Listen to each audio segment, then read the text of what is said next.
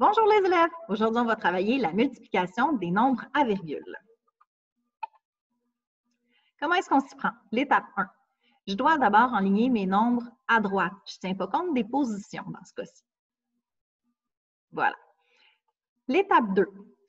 Je vais commencer par faire un petit nuage. Si on se souvient bien, le petit nuage me permet d'inscrire la quantité de chiffres après ma ou mes virgules. Dans ce cas-ci, dans notre exemple, j'ai 2 chiffres après la virgule puisque j'ai 40.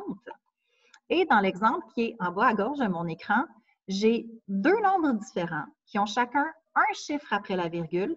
Ça fait donc aussi 2 chiffres après la virgule. Une fois que j'ai écrit ça dans mon petit nuage, je peux mettre un X sur ma virgule parce que je m'en suis préoccupée. L'étape 3 maintenant. C'est d'effectuer la multiplication de façon régulière. Donc, on commence par le chiffre aux unités du nombre à multiplier et on part. 5 fois 0 me donne 0. 5 fois 4 me donne 20. Comme j'ai une retenue, je vais l'installer dans la colonne immédiatement à gauche.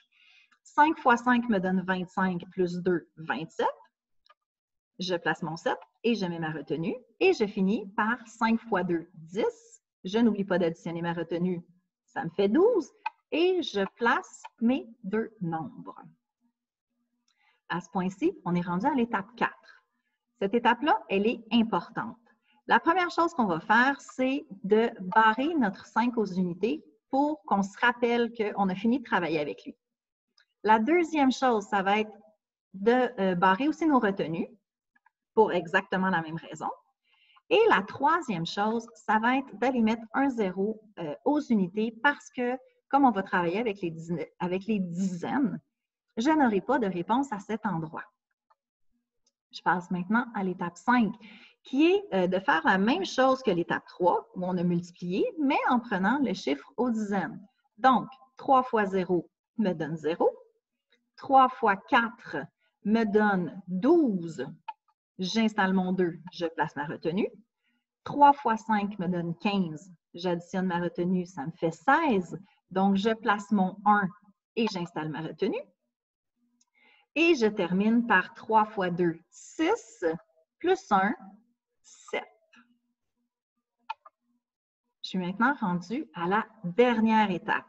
On va d'abord additionner les 2 réponses qu'on a trouvées. Donc, 0 plus 0, 0. 0 plus 0, 0. 7 plus 2, 9. 2 plus 6, 8. Et 1 plus 7, 8. Si on ne fait pas attention, on va se dire « Oui, j'ai trouvé ma réponse, 88 900 ». Non, ça ne fonctionne pas. On doit tenir compte de notre virgule du début. C'est pour ça que l'on va compter le nombre de chiffres du nuage en partant vers la gauche pour aller poser notre virgule. Donc, j'ai 2 chiffres dans mon nuage. Je vais donc compter 1, 2 et je vais installer ma virgule à cet endroit-là. Et là, maintenant, on peut dire c'est terminé. Alors, bonne pratique les cocos. On s'en reparle bientôt.